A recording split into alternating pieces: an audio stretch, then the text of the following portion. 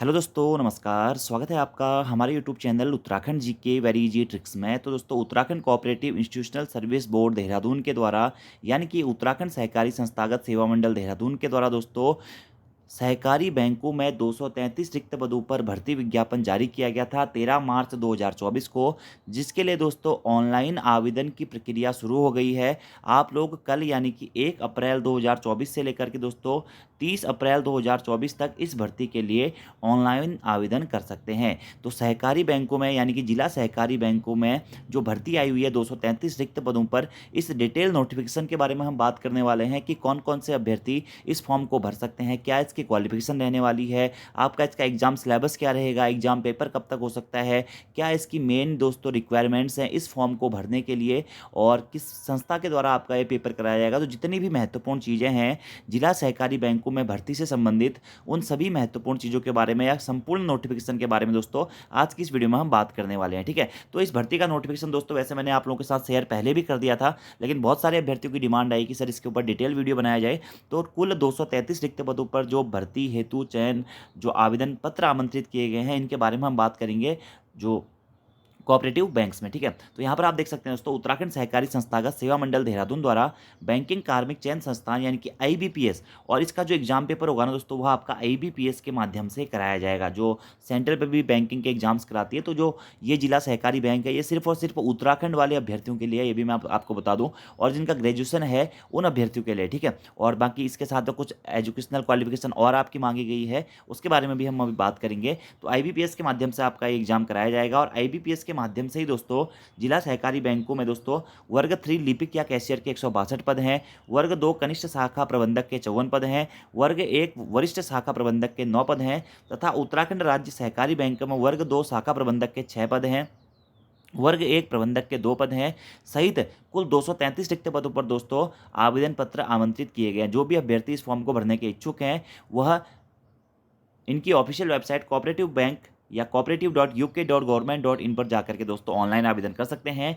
Online आवेदन आपके दोस्तों शुरू हो चुके हैं 1 अप्रैल 2024 से, और अंतिम तिथि है दोस्तों आपका फॉर्म भरने की 30 अप्रैल 2024। बाकी इसका विज्ञापन जब 14 मार्च 2024 को प्रकाशित किया गया था, तो मैंने आप लोगों के साथ में शेयर कर दिया था। और अगर आपके फॉर्म में कोई गलती हो जाती है दोस्तों, तो आप 7 मई 2024 तक इसमें संशोधन कर सकते हैं। वैसे आप ये कोशिश कीजिएगा कि आप अपने फॉर्म को पहली बार ही सही सही भर लें। ठीक है, बाकी आपको दोस्तों अपनी समस्त जानकारियाँ बिल्कुल सही सही डालनी है, और परीक्षा से संबंधित जो आपकी सूचना होगी वह सहकारिता विभाग की वेबसाइट पर या जो आपके न्यूज़पेपर्स होते हैं उन पर आपको दे दी जाएगी। और आपको जो मोबाइल नंबर है और आपका जो ईमेल आईडी होगा, उस पर भी आपको मेल या एसएमएस के माध्यम से आपको इस एग्जाम डेट के बारे में सूचित कर दिया जाएगा। ठीक है, बाकी इसके एडमिट कार्ड आप इनकी ऑफिशियल वेबसाइट से ही डाउनलोड कर सकते हैं, और आपको अपना मोबाइल नंबर और ईमेल आईडी और फॉर्म में जो भी संबंधित जानकारियां हैं, सभी जानकारियां बिल्कुल सही सही भरनी है। ठीक है, तो दोस्तों टोटल 233 रिक्त पदों पर भर्ती विज्ञापन जारी किया गया है।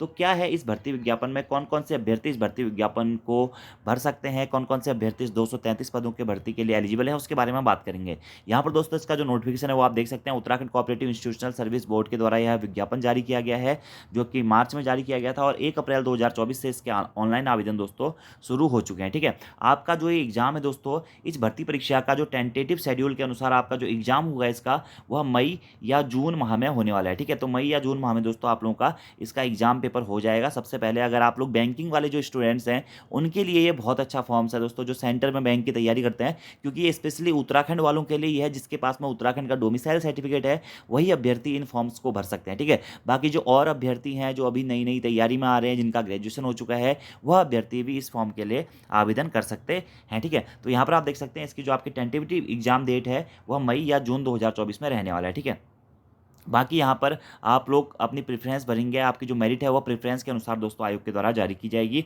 आप कौन कौन से बैंक यहाँ पर रहने वाले दोस्तों कोटद्वार में है, उत्तरकाशी में, अल्मोड़ा में है, रुद्रपुर में है, न्यू टेहरी में, पिथौरागढ़ में है, और Uttarakhand state cooperative bank limited में। ठीक है, इन बैंकों में आपकी ये भर्ती आई हुई है, और इन्हीं के लिए आप आवेदन करेंगे। ठीक है, अब देखिए भर्तियाँ टोटल मैंने आपको बताया 233 रिक्त पदों है, जिसमें ग्रुप 3 की पोस्ट है, ग्रुप 2 की पोस्ट है, और ग्रुप 1 की पोस्ट है। ठीक है, तो आप यहाँ पर ग्रुप 3 में देख सकते हैं क्लर्क कम कैशियर है।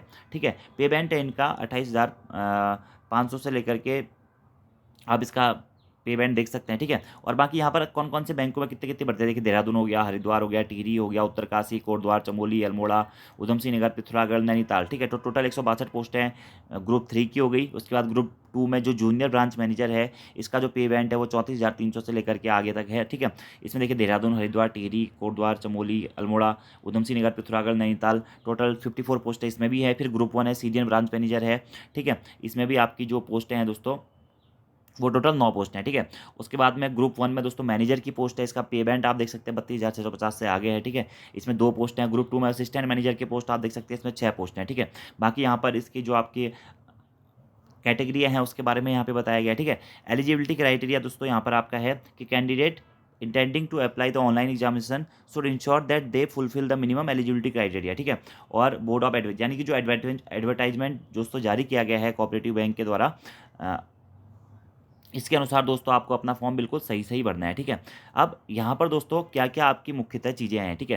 देखिए यहाँ पे साफ साफ लिखा गया है the candidate must have domicile certificate state of Uttarakhand issues by the authority, ठीक है। यानी कि आपके पास में उत्तराखंड का स्थायी निवास प्रमाण पत्र होना अनिवार्य है, ठीक है। दूसरा क्या है दोस्तों, एम्प्लॉयमेंट एक्सचेंज, यानी कि जो आपका एम्प्लॉयमेंट एक्सचेंज है उसमें आपका रजिस्ट्रेशन होना चाहिए on the date of publish of advertisement, यानी कि 14 मार्च से पहले दोस्तों आपका क्या होना चाहिए इसमें जो आपका एम्प्लॉयमेंट सर्टिफिकेट है वह बना हुआ होना चाहिए, यानी कि एम्प्लॉयमेंट ऑफिस में रजिस्ट्रेशन आपका होना चाहिए, ठीक है।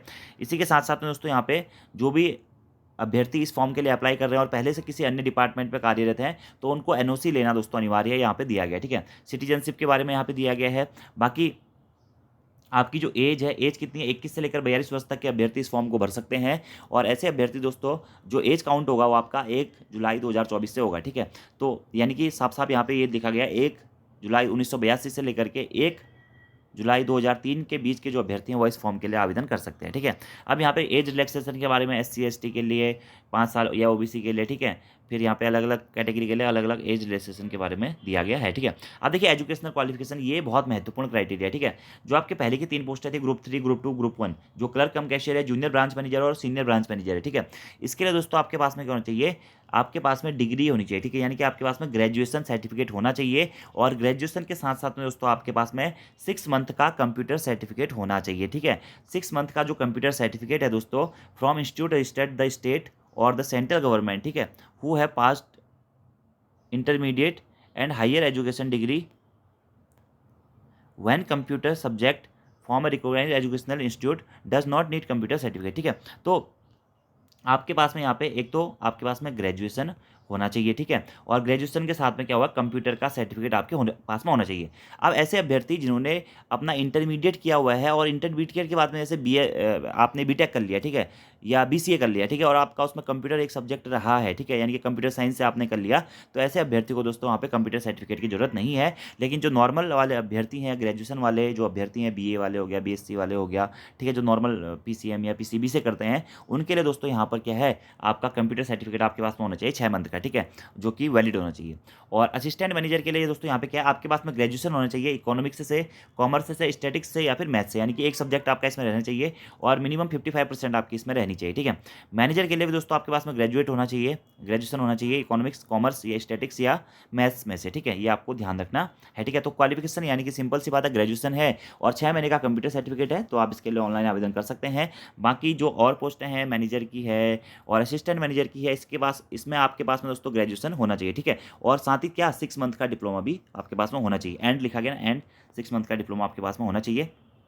या फिर दोस्तों आपके पास में क्या होना चाहिए, पोस्ट ग्रेजुएशन होना चाहिए, ठीक है, ये भी आपको ध्यान रखना है। तो ये आपकी मेन क्वालिफिकेशन होगी। बाकी यहाँ पे कुछ चीज़ें दी गई हैं आपके फॉर्म भरने के बारे में, परसेंटेज के बारे में, ब्लाइंडनेस वगैरह वगैरह जो आप फॉर्म भरेंगे उसके बारे में डिटेल दी गई है, जो कि उतनी महत्वपूर्ण चीज़ें नहीं है। अब आते हैं दोस्तों सिलेबस पे, ठीक है। तो क्लर्क कम कैशियर का सिलेबस हो गया, ब्रांच जूनियर ब्रांच मैनेजर का सिलेबस हो गया और सीनियर ब्रांच मैनेजर का सिलेबस हो गया, या फिर तो मुख्यतः पहले इन 3 सिलेबस के बारे में बात करते हैं। ये तीनों सिलेबस क्या है, सेम है, आप देख सकते हैं, ठीक है। फॉर क्लर्क कम कैशियर आपका दोस्तों 200 नंबर का एग्जाम पेपर होगा, 200 प्रश्न होंगे और 2 घंटे का समय आपको दिया जाएगा, ठीक है। रीजनिंग के दोस्तों आपके 40 प्रश्न होंगे और 40 ही नंबर का ही होगा, ठीक है। न्यूमेरिकल एबिलिटी यानी कि मैथ्स के आपके 40 प्रश्न होंगे, 40 मिनट का होगा। जनरल या फाइनेंशियल यानी कि जो आपका जनरल अवेयरनेस वाला सेक्शन है या जीएस वाला सेक्शन है, वह आपका 60 क्वेश्चन होंगे और 60 नंबर का ही होगा। हिंदी के दोस्तों आपके 20 क्वेश्चन होंगे, 20 नंबर का होगा। इंग्लिश के आपके 20 क्वेश्चन होंगे, 20 नंबर का होगा। और कंप्यूटर नॉलेज के आपके 20 प्रश्न होंगे और 20 ही नंबर का होगा। तो 200 नंबर का दोस्तों यह आपका पेपर रहने वाला है और 200 ही मार्क्स इसमें आपके रहने वाले हैं। 200 कुछ प्रश्न पूछे जाएंगे। 120 मिनट का आपके पास में समय, यानी कि समय कम है। जो बैंकिंग वाले अभ्यर्थी हैं उनके लिए दोस्तों अच्छा मौका है। और बाकी पेपर का लेवल भी दोस्तों उतना हार्ड नहीं रहता है। पिछली बार जब ये पेपर कराया गया था कोऑपरेटिव बैंक का, तो उसका पेपर लेवल भी अच्छा ही था। तो यहाँ पर जो बैंकिंग वाले अभ्यर्थी हैं, जो स्टेट वाले अभ्यर्थी हैं, जो तैयारी करते हैं, जिनकी मैथ्स और रीजनिंग में कमांड है दोस्तों, वो अभ्यर्थी भी इसके लिए आवेदन कर सकते हैं, ठीक है। इसके बाद हम बात करते हैं जूनियर ब्रांच मैनेजर। यही सिलेबस है, आप देख सकते हैं पूरा। Reasoning, quantity aptitude, general awareness और आपका हिंदी लैंग्वेज, इंग्लिश लैंग्वेज और कंप्यूटर लैंग्वेज का, ठीक है।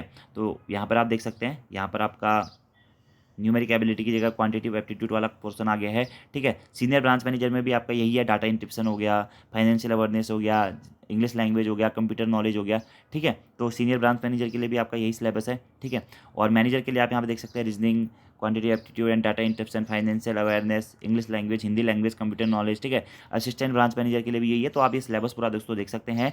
बाकी यहाँ पर आप क्या दोस्तों एक पॉइंट लिखा गया कि candidate have to qualify in each of the test by securing minimum cut off marks, यानी कि आपको हर किसी में मिनिमम कट ऑफ मार्क्स लाने दोस्तों अनिवार्य होंगे, ठीक है। adequate number of candidate in each category depending upon requirements will be shortlisted for the final selection, यानी कि जो भी जितनी भी भर्तियाँ आई हुई हैं, जैसे आप हो सकता है 3 से 4 भर्तियों के लिए आवेदन करते हैं। क्लर्क कम कैशियर के लिए भी करते हैं, ब्रांच मैनेजर के लिए भी करते हैं, असिस्टेंट मैनेजर के लिए भी करते हैं। तो आपकी मिनिमम क्वालि जो कट ऑफ मार्क्स आपको वो क्लियर करना है, ठीक है। बाकी यहाँ पे कुछ चीज़ें आपके लिखी गई हैं। जब आपका एडमिट कार्ड आ जाएगा तो वहाँ पर आपको अपना एडमिट कार्ड लेकर जाके जाना है पेपर देने, और फोटो आइडेंटिटी कार्ड लेके जाना है और अपनी 2 फोटो कॉपियाँ लेकर जानी है, ठीक है। एग्जामिनेशन सेंटर के बारे में बात करो, देहरादून, हल्द्वानी, रुड़की, नई दिल्ली, लखनऊ और मेरठ में आपका एग्जाम सेंटर रहेगा। और जो इसकी परीक्षा होगी दोस्तों वह ऑनलाइन माध्यम से आयोजित कराई जाएगी, यानी कि आपका इसका ऑनलाइन एग्जाम पेपर होगा, ठीक है। बाकी यहाँ पे दोस्तों कुछ और चीज़ें भी लिखी गई हैं कि प्रोविजनल अलॉटमेंट क्या है, ठीक है। और यहाँ पे आपको फॉर्म कैसे कैसे भरना है, सारी चीज़ें आपको नोटिफिकेशन में मिल जाएगी। बायोमेट्रिक डाटा वगैरह वगैरह, हाउ टू अप्लाई, कैसे आपको अप्लाई करना है, साइन स्कैन, साइन वगैरह वगैरह, सारी चीज़ें जो भी आपको यहाँ पे भरनी है वो वहाँ पे लिखा गया है, ठीक है। अप्लाई रजिस्ट्रेशन के लिए कैसे अप्लाई करना है वो भी यहाँ पे लिखा गया है। पेमेंट फीस के बारे में यहाँ पे दोस्तों फीस नहीं बताई गई, लेकिन कैसे आपकी कट होगी वो बताया गया है, ठीक है। स्कैनिंग ऑफ डॉक्यूमेंट आपको कैसे करना है, ठीक है।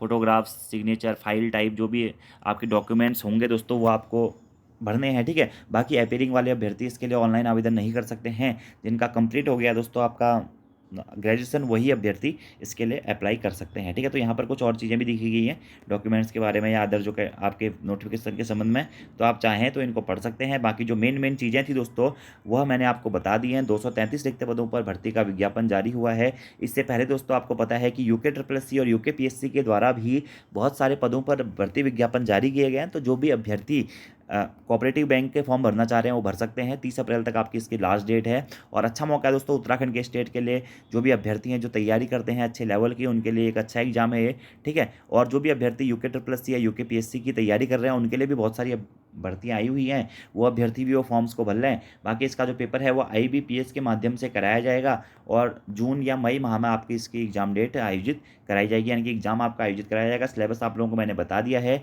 ये डिटेल नोटिफिकेशन दोस्तों आप लोग कोऑपरेटिव बैंक की ऑफिशियल वेबसाइट जो है कोऑपरेटिव बैंक या cooperative.uk.government.in पर जा करके भी दोस्तों आप यहाँ पर देख सकते हैं। यहाँ पे आप रिक्वायरमेंट वाले पोर्शन में जाएंगे तो रिक्वायरमेंट पर आप यहाँ पे देख सकते हैं दोस्तों, district cooperative banks and Uttarakhand state cooperative bank requirement के बारे में यहाँ पे दिया गया है। और click here to apply online for various post of district cooperative banks and Uttarakhand state cooperative banks. अगर आप यहाँ पे जाके क्लिक करते हैं तो आप इस फॉर्म्स के लिए दोस्तों आवेदन कर सकते हैं। पहले आपको रजिस्ट्रेशन करना होगा, फिर आपको इसमें ऑनलाइन आवेदन करना है, ठीक है। लास्ट डेट दोस्तों आपकी है 30 अप्रैल 2024, ठीक है। तो 30 अप्रैल 2024 तक दोस्तों आप इस फॉर्म को भर सकते हैं। ऑनलाइन फीस भी आप 30 अप्रैल 2024 तक इसकी जमा कर सकते हैं, ठीक है। और आपको अपना जो एप्लीकेशन है उसको प्रिंट आउट करके भी अपने पास में रखना है। कैसे अप्लाई करना है, क्या करना है, सारी चीज़ें दोस्तों यहाँ पर दी गई हैं। बाकी आपके कोई सवाल होंगे तो आप कमेंट बॉक्स में पूछ सकते हैं। बाकी आपको आज की वीडियो कैसी लगी कमेंट बॉक्स में जरूर बताइएगा। वीडियो पसंद आती है वीडियो को लाइक जरूर करें, कमेंट जरूर करें। अगर आप पहली बार हमारे चैनल से जुड़े हैं तो हमारे चैनल को सब्सक्राइब भी जरूर करें। धन्यवाद।